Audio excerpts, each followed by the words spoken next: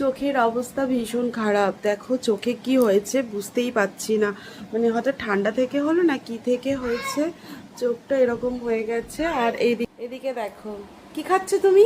মিষ্টি। মিষ্টি? বলো কাজু বরফি। কাঁঠাল মিষ্টি। কাজু বরফি। কাঁঠাল লাগবে।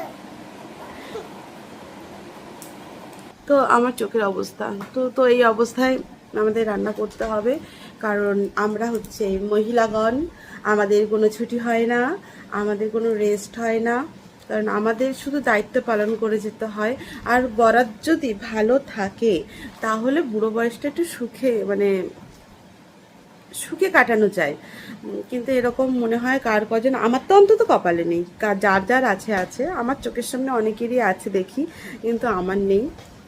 আমাকে কষ্ট করেই যেতে হবে, তাতে তুমি ভালো কর্ম করো আর যাই করো।